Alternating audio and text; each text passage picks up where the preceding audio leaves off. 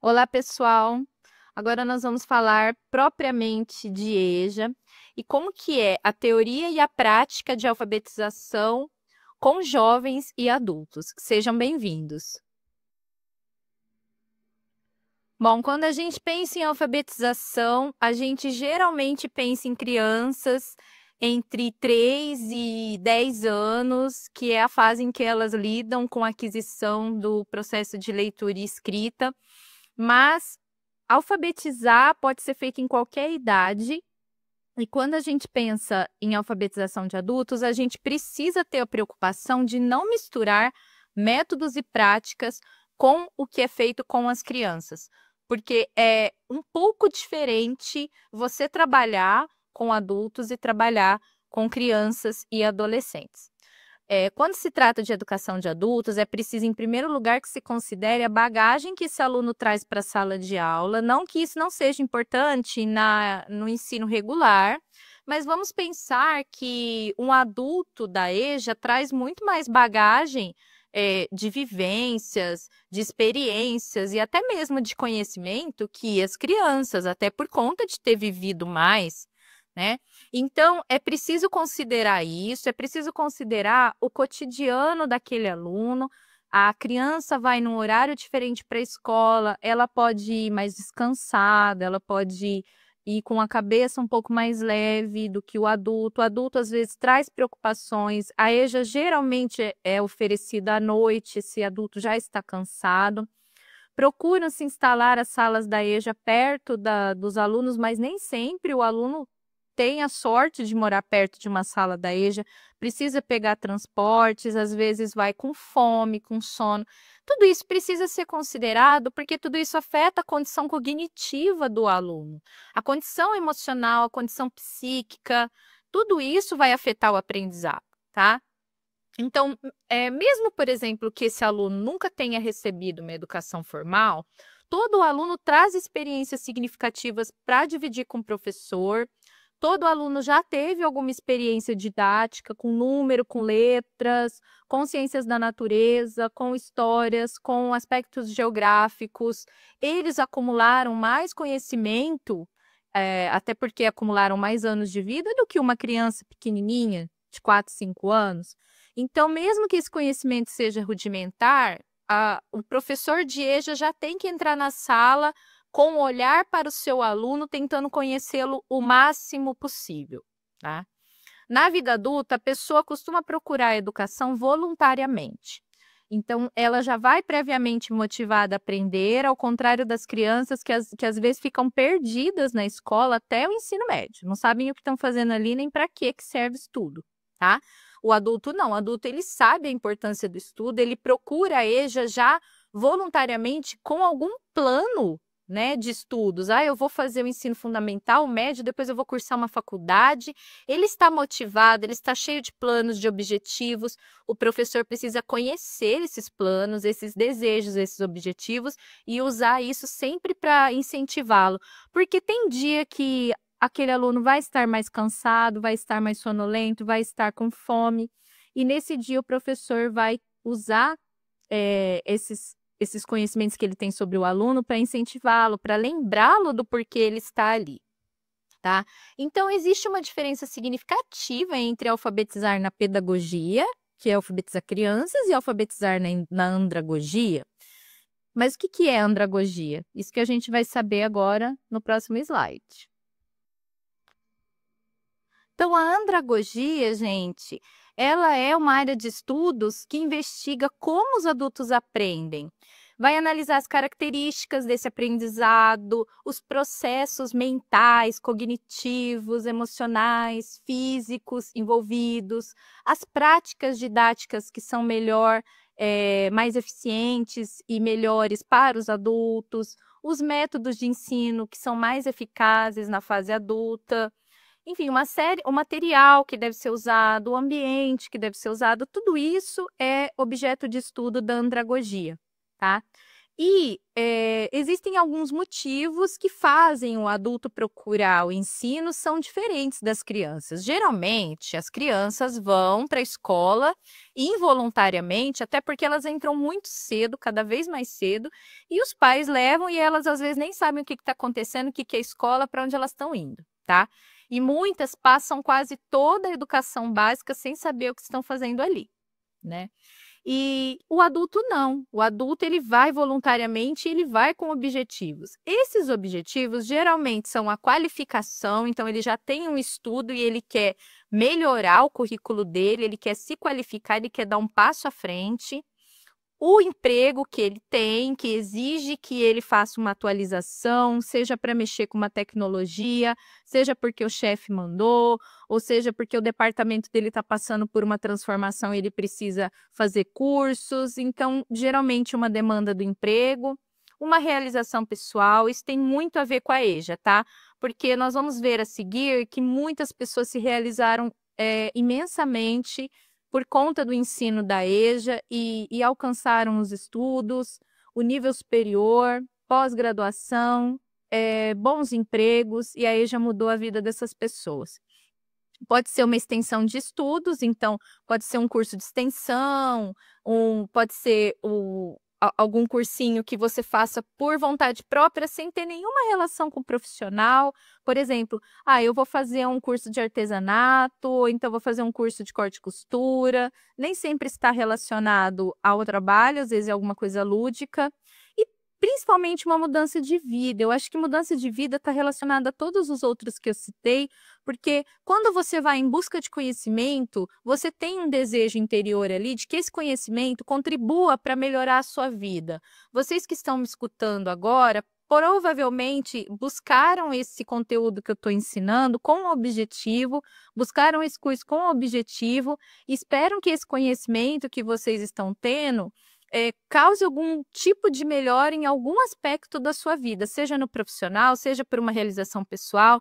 Então, estudo, conhecimento, ele acrescenta sempre, de uma forma ou de outra, a vida do indivíduo.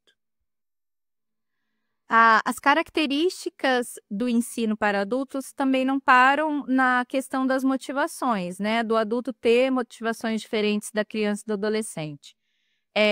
O adulto ele tem mais autonomia e mais disciplina. Geralmente você não precisa ficar interrompendo a aula de 5 minutos, mandando sentar, mandando parar de falar. Uma sala de educação infantil, de ensino fundamental 1, geralmente tem muitas interrupções para o professor poder controlar a disciplina. Isso não tem tanto na EJA, tá? O ambiente adulto, ele é mais padronizado, ele é mais sério e não precisa daquelas salas de aula cheias de alfabeto móvel, coisas coloridas e vários materiais próprios para crianças, porque o adulto ele pode usar mais a tecnologia, você pode permitir o acesso a celular, a tablets, né, se ele conseguir usar, e também um PowerPoint, um data show já é o suficiente para você dar uma boa aula. Você não precisa ficar recorrendo a infinitos recursos para captar a atenção e a concentração deles, porque ele já está motivado, né, de estar ali. A comunicação com eles é melhor. Se um adulto não estiver aprendendo, ele vai saber falar isso para você, ele vai saber te procurar. Às vezes ele não quer, às vezes emocionalmente ele não se sente à vontade, mas ele sabe verbalizar isso. Tá? Ou ele fala para você, ou ele fala para outros colegas, coisa que a criança às vezes não consegue entender o porquê que ela não está aprendendo. Ela não consegue explicar para o professor. Nós, às vezes, demoramos a perceber, por exemplo, que uma criança tem problema de visão. Ela fala que não está enxergando, não está enxergando, a gente vai ver se é dislexia, se é isso e aquilo, quando na verdade ela só está precisando aumentar o grau do óculos, né? E o adulto não, o adulto sabe se virar muito mais, lógico. Existem mais parcerias e trocas de experiências, o professor é mais parceiro do aluno, né? E os alunos entre si formam parcerias, um ajuda o outro. Isso é muito importante, porque a gente sabe que diminui muito a chance de evasão, dele abandonar o curso se ele tiver amigos ali, se ele tiver amigos que incentivem ele a frequentar e se ele tiver uma boa parceria com o professor. Eu disse que a EJA mudou a vida de muitas pessoas. Eu tenho aqui nesse link da nova escola 3 histórias muito bonitas de pessoas que tiveram a vida mudada pela EJA. Eu acho que vale a pena clicar aí e ler a história dessas pessoas, porque são histórias muito bonitas e que podem servir também como bagagem para quem vai trabalhar com a EJA e para quem vai ser educador da EJA, para saber o que esses alunos esperam de você como educador. Então, vamos às práticas pedagógicas. Quais práticas eu posso adotar na educação de jovens e adultos? Primeiro, fazer uma avaliação diagnóstica dos alunos logo no início das aulas, perguntando em uma roda de conversa sobre as suas atividades diárias, seu trabalho, sua família. Olha, essa avaliação diagnóstica eu costumo fazer com todas as minhas turmas, desde aquelas compostas por crianças bem pequenas até a graduação. Você vai mudar somente a forma como você faz essa avaliação. Quando eles já são alfabetizados, vamos supor que você vai dar aula para a EJA do ensino médio, então eles já sabem escrever. Peça não uma redação. Você fala o nome redação, as pessoas ficam meio arrepiadas, tem medo, tem bloqueio, tem trauma, enfim. Fala historinha, me conta a história da sua vida aqui nesse papel, coloca suas preferências. Listas, por exemplo, alguns adultos e crianças também adoram fazer lista. Lista dos artistas preferidos, lista das músicas preferidas. É uma atividade lúdica e eles vão gostar de fazer, lógico, e vai ser muito útil para você. Você vai guardar essas informações, tá? Vai anotar as informações, se for verbalizado oralmente. É bom gravar no celular, né? Ou em um aparelho de gravação. Porque se, por exemplo, a turma da EJA não for ainda alfabetizada, eles vão falar para você, você vai fazer perguntas sobre a vida dessa pessoa, você vai gravar. E você vai usar para desenvolver tarefas contextualizadas. O que é isso? Por exemplo, se eu for dar uma atividade de alfabetização, que fale, por exemplo, sobre os alimentos. Eu vou usar os alimentos preferidos que os meus alunos colocaram na lista. E por que não levar esses alimentos também para o pessoal degustar? Se eu for fazer uma aula sobre números, tá? Eu vou pegar um assunto que eles gostam, por exemplo, séries, né? Eu gosto de tal série. Séries? Quantos episódios tem? O tempo? Eu vou usar essas informações no meu contexto educacional. E olha, sempre tem oportunidade da gente usar as informações. Você pode não usar todas, mas sempre você vai ter temas para suas práticas e para suas atividades. É preciso sempre estar perguntando sobre as atividades de lazer e entretenimento dos alunos, músicas, artistas preferidos, os passeios que eles fazem, vídeos, filmes, séries, porque essas informações servem para planejar atividades lúdicas para os alunos. Então, vamos supor, por exemplo, que as pessoas ali tenham times de futebol. Você está sempre puxando isso para chamar a atenção deles, para usar nas atividades. Eu tenho alguns alunos de ensino médio que só falam em clube de futebol, então sempre que eu quero trabalhar algum problema, por exemplo, que envolva matemática, eu uso o esporte, porque o esporte envolve muita matemática, né? Tabela, gráfico, isso é um conteúdo difícil de matemática, mas que pode ser feito usando esportes, tá? Enfim, você pode usar também os passeios que esses alunos fazem para que eles escrevam sobre isso conforme eles vão pegando a escrita, né? Conversar sempre com os alunos sobre as dificuldades e elaborar tarefas de reforço para eles. O reforço é muito importante trabalhar as dificuldades. Essa dificuldade você não pode passar por cima, você não pode fingir que não está vendo. Sempre dê tarefinhas individuais para eles fazerem em casa. Tá? Eu sei que o tempo é curto, aí já é geralmente uma correria, porque é muita coisa, mas sempre tem uma dificuldade mais grave que salta aos olhos e essa você não pode deixar passar, tá? Ficar atento a essas dificuldades também é importante porque pode ser um distúrbio de aprendizagem que surgiu agora porque ele nunca passou pela alfabetização. Então, às vezes, aquele adulto que está ali na sua frente sempre foi disléxico e nunca foi diagnosticado porque ele nunca aprendeu a ler e a escrever. E agora você consegue perceber sinais de dislexia ou de descalculia, ou às vezes ele tem uma dislalia. Então você vai falar para ele procurar um fonoaudiólogo, por exemplo, para tratar essa dislalia. Então, qualquer sinal de distúrbio que o professor perceber, ele já pode conversar com o aluno sobre a procura de um psicopedagogo, porque o psicopedagogo vai encaminhar para quem de fato é especialista nesse distúrbio. E com o adulto é muito mais fácil você conversar sobre isso. É bem mais fácil do que conversar com os pais de uma criança que muitas vezes ficam em negacionismo, em negação durante muito tempo, prejudicando a evolução da criança. Com o adulto é mais fácil, certo? Então, pessoal, é muito importante que o professor, na sala da EJA, principalmente se for uma sala pequena que não tenha muitos alunos, que ele fique atento ao progresso individual daquele aluno e as características individuais daquele aluno e sempre usar as informações que ele tem do aluno para motivar e para fazer tarefinhas contextualizadas para eles. Então, eu trago aqui para vocês algumas propostas didáticas, metodológicas, para trabalhar com leitura e escrita na EJA, independente se for alfabetização ou não, tá? Primeiro, exploração dos gêneros textuais. Com criança, a gente precisa tomar um cuidado imenso para escolher histórias, livros e poemas e todos os gêneros por conta da idade. A gente sabe que, dependendo da idade, a gente não pode tratar temas muito pesados, muito violentos, até mesmo falar de morte, tem pai que não gosta, então é pisar em ovos. Com adultos não tem tanto isso, porque ele tem ali autonomia para escolher. Então você pode fazer, por exemplo, uma feirinha ali de livros, de textos, que vai ter de tudo, vai ter texto jornalístico, vai ter poema, vai ter livro de prosa, vai ter crônicas. E o adulto vai escolher o que ele quiser, sem você ficar preocupado, né? Você pode explicar, obviamente, olha, esse gênero aqui é de terror, esse daqui é um romance. Você pode orientar, pode não, você deve orientar, porque você é o professor.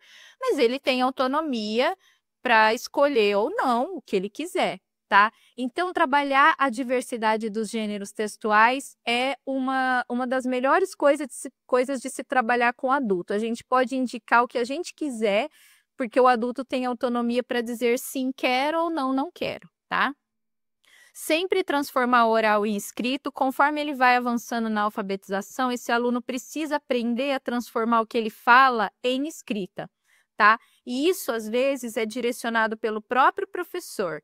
Então, no começo, ele vai falar do seu trabalho, das suas atividades diárias, das suas preferências pessoais, só que depois você vai estimular esse aluno a ir passando para o papel isso, tá? Por exemplo, a lista de séries, de compras de supermercado, de desejos, nomes dos filhos, dos amigos, dos familiares, letras de músicas. Tudo isso são temas interessantes que você vai tratar na alfabetização e estimular eles a passar para a escrita. A gente vai ver melhor isso quando a gente estiver falando do método Paulo Freire, porque o método dele é bem contextualizado. Mas sempre estimular, transformar o que você fala em algo escrito. Material de inclusão. A EJA também é uma forma de inclusão social, por isso vários recursos de tecnologia assistiva podem ser usados na alfabetização dos adultos. Você pode, por exemplo, usar audiodescrição. Ela é feita para deficientes visuais, para cegos, né?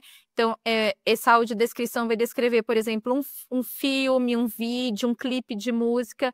Isso pode auxiliar os alunos, mesmo eles não tendo algum tipo de deficiência, porque amplia as possibilidades de comunicação e de linguagem. Além disso, tem recursos de tecnologia assistiva que ajudam na alfabetização desses alunos, tá? A gente vai ver agora no próximo slide um material didático que serve tanto para alunos que não têm deficiência, como para os que têm algum tipo de deficiência, e foi criado por professores da EJA. Então, para finalizar essa parte de teoria e práticas na alfabetização, tem algumas sugestões aí sobre alfabetização na EJA. Primeiro, use letras de músicas escolhidas por eles, use material do cotidiano, como folheto de supermercado, escreva materiais explicativos em conjunto. Então, essas são dicas do professor Caio Dibe, que tem o link do blog dele aí e que eu falei para vocês, né, de contextualizar o conteúdo. A segunda imagem também traz um exemplo de material a respeito disso, que o aluno vai responder as questões aos poucos, ele vai começar a preencher as questões com números que fazem parte da vida dele, né? Eu peguei essa imagem no Google Sites, então tem quantidade de irmãos, o peso é opcional, né? Pessoas que moram em sua casa, quantos locais que você trabalhou, e aí refletindo sobre esses números, ele vai aprender o conceito de número. Então é isso, gente.